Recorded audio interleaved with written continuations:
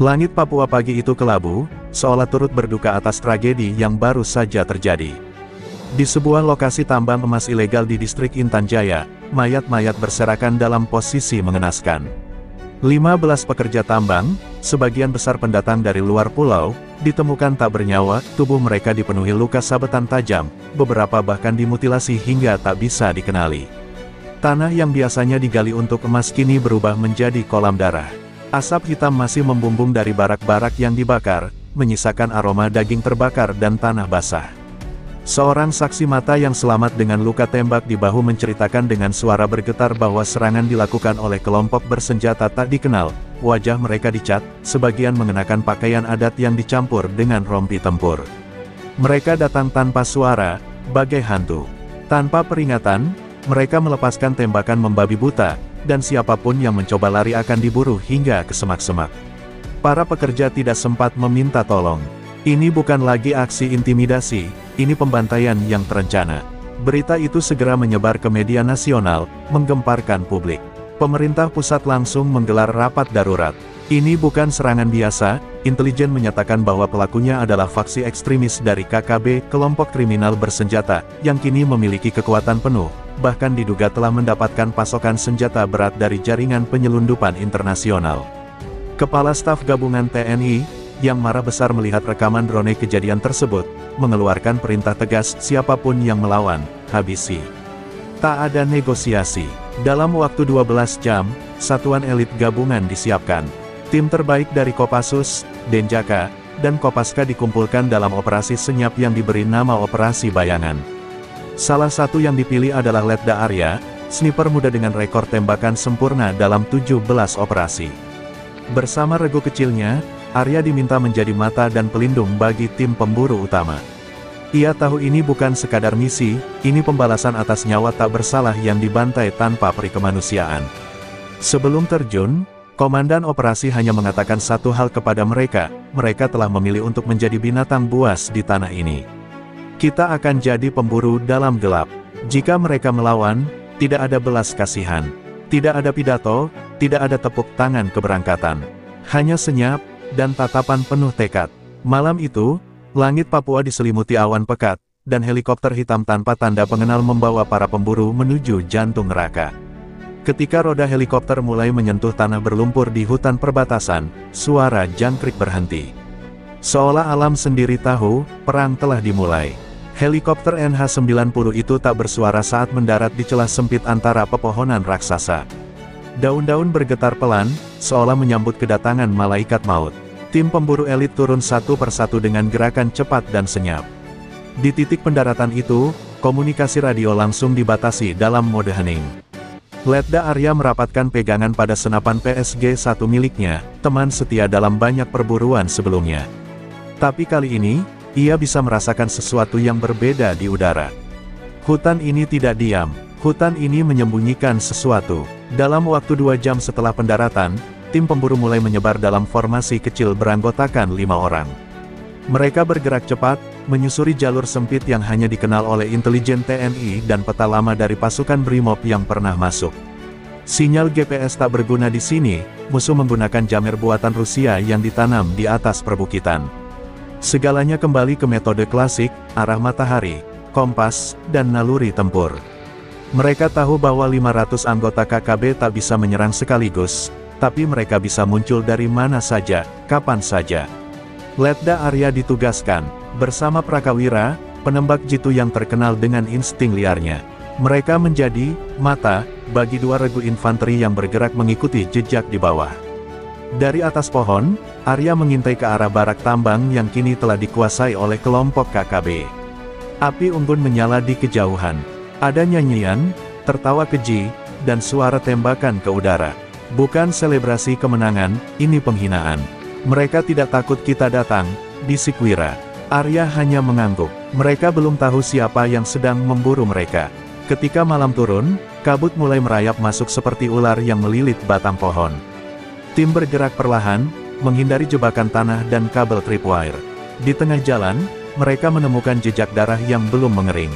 Seorang anggota KKB yang terluka rupanya sempat diseret menjauh oleh rekannya.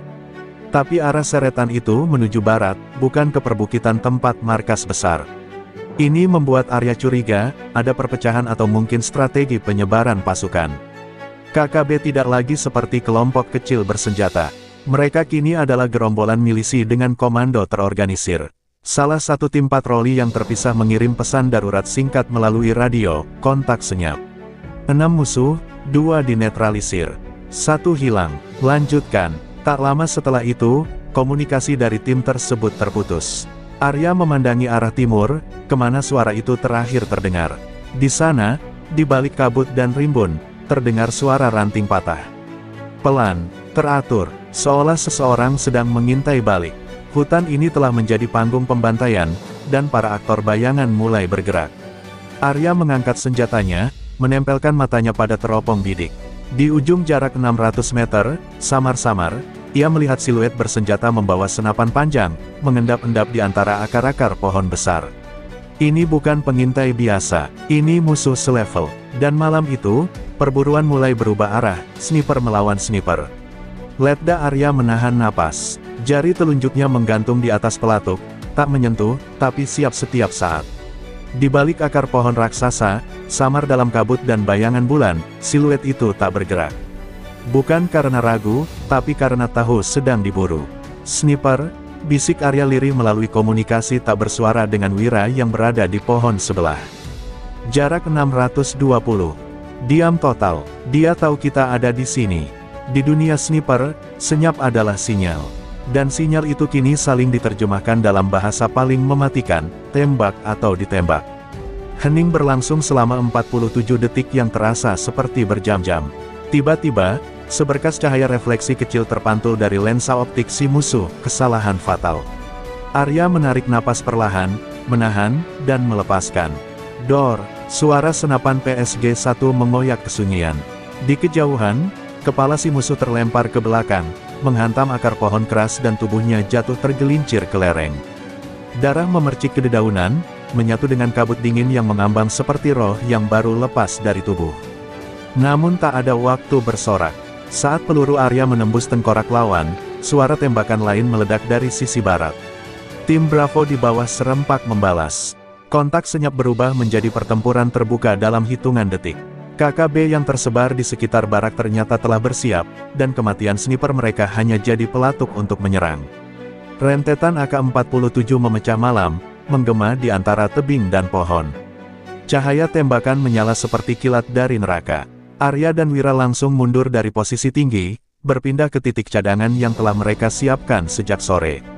Di bawah sana, 2 anggota tim Bravo terluka. Salah satunya tertembak di paha, dan satunya lagi terkena serpihan granat rakitan.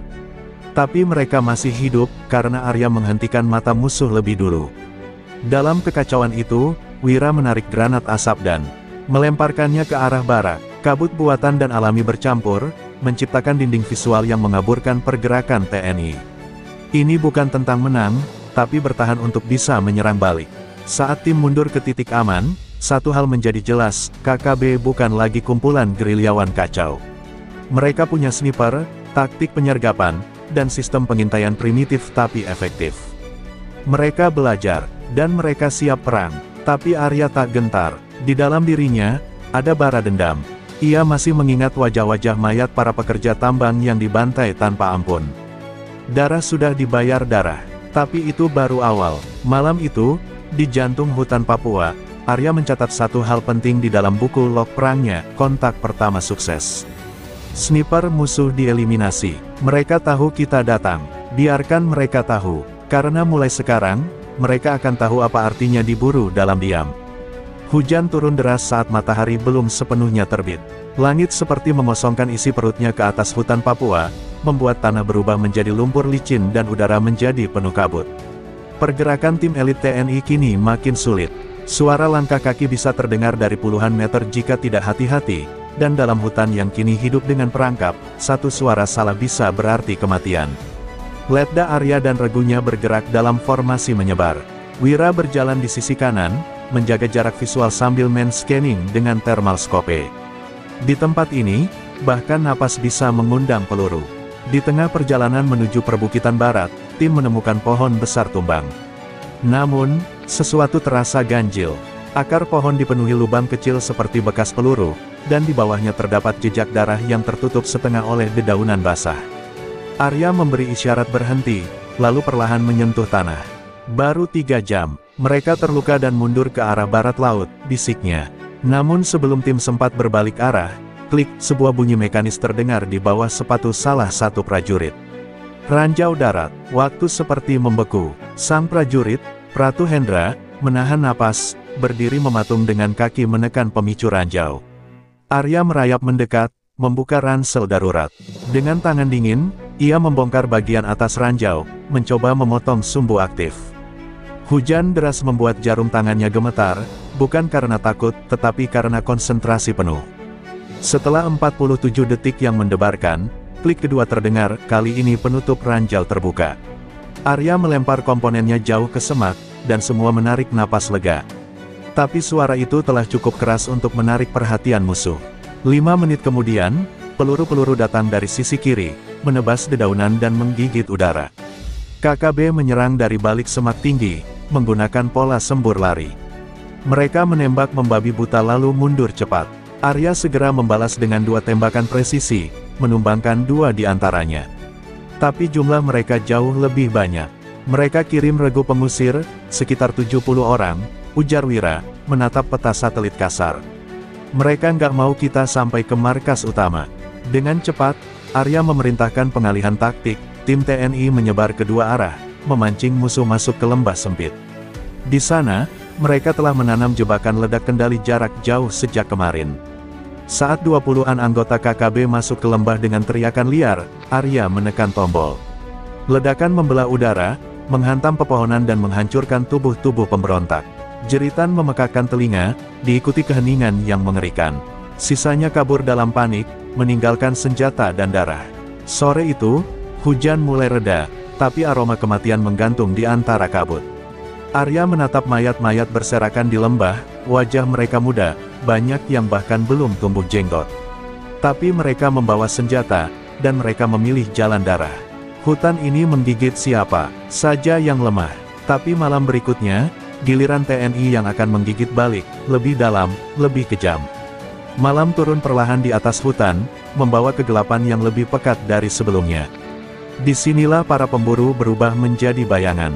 Letda Arya dan regunya kini berada hanya 2 km dari markas salah satu pimpinan KKB paling brutal, Yevanus Tabuni, mantan tentara pelarian yang kini menjadi algojo berdarah dingin. Intelijen menyebut markas ini sebagai sarang serigala, karena dari sinilah komando pembantaian tambang dikeluarkan. Terletak di balik 2 bukit dan terlindung tebing, markas ini bukan sekadar kamp, ini benteng milisi. TNI tak akan menyerbu seperti koboi. Mereka menyusup. Arya dibagi ke dalam tim kecil bersama Wira dan 2 operator Kopassus. Tugas mereka, masuk tanpa terlihat, tanam perangkat peledak, lalu netralkan target kunci jika memungkinkan.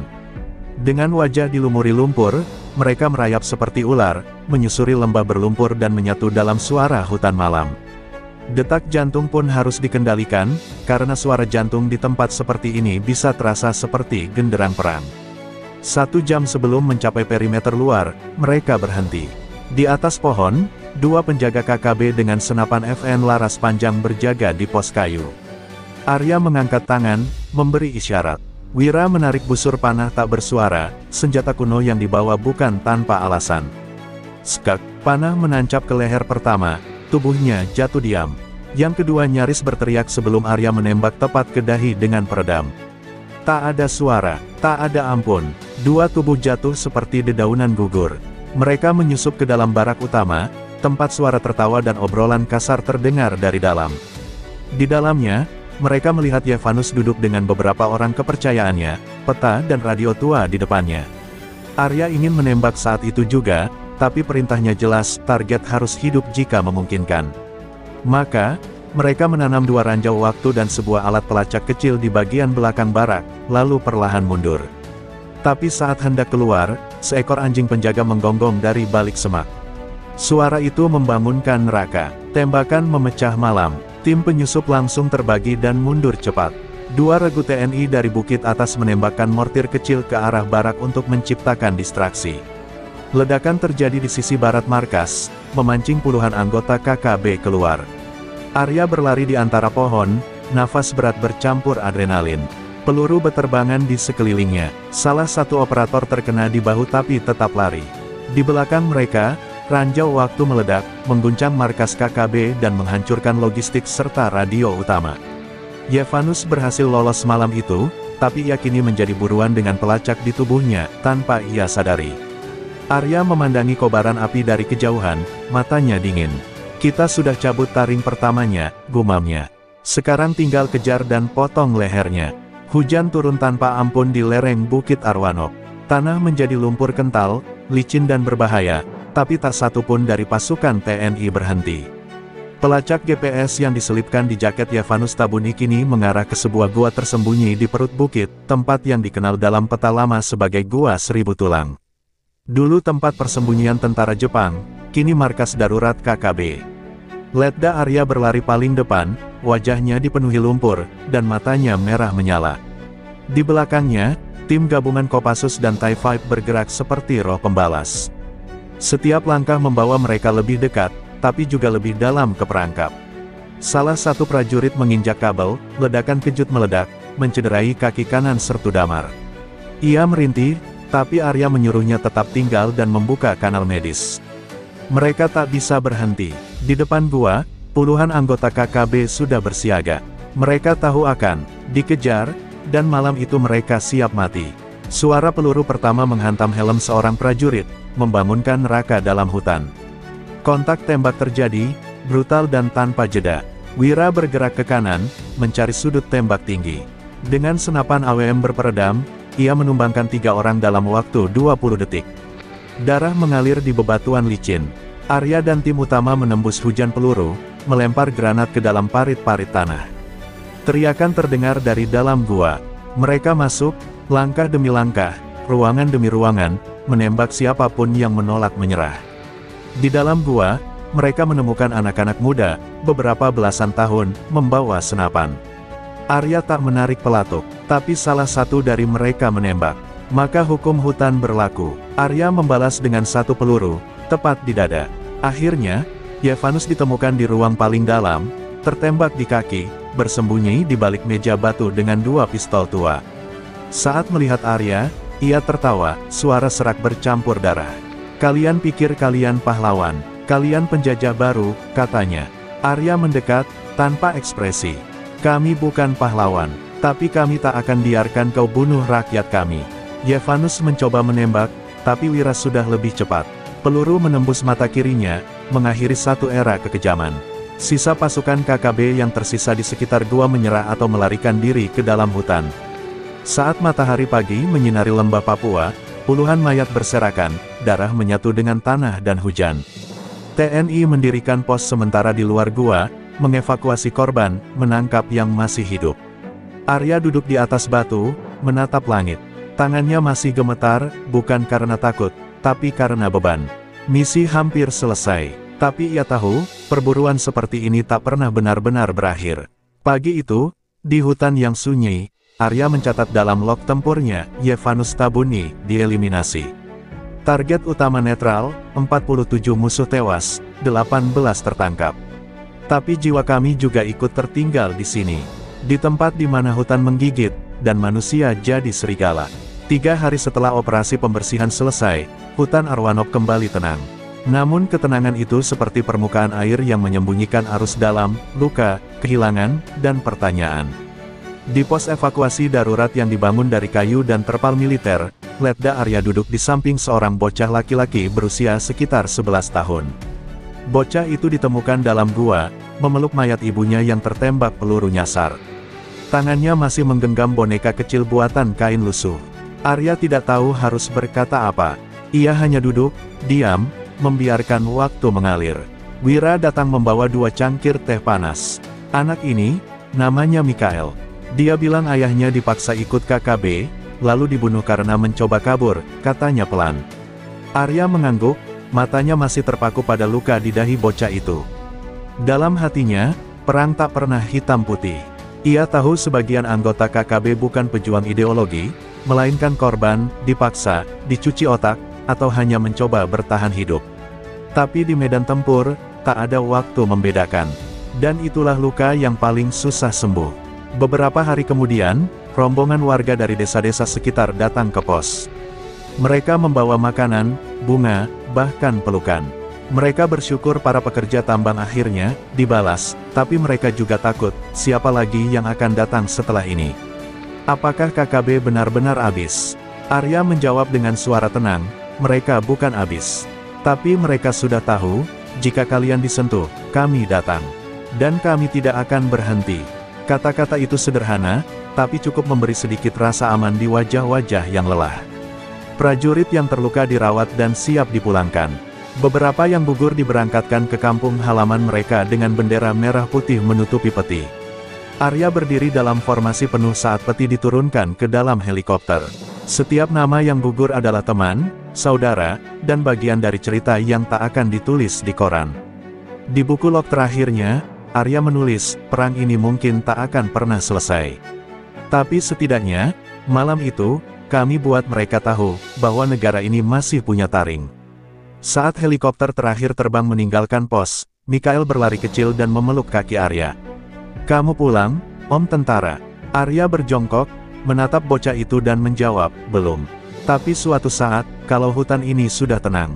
Bocah itu tersenyum kecil, bukan senyum bahagia, tapi senyum seseorang yang mulai belajar percaya pada dunia lagi. Dan untuk Arya, itu lebih berharga dari semua medali. Hari berganti, hutan Papua kembali memeluk rahasia dan darahnya. Tapi di antara dedaunan yang bergoyang dan kabut yang menari, ada jejak kaki mereka yang pernah datang sebagai bayangan. Jejak para pemburu, para penjaga, para serigala dalam senyap, yang datang hanya untuk satu hal, memastikan api terakhir yang tersisa, tak akan pernah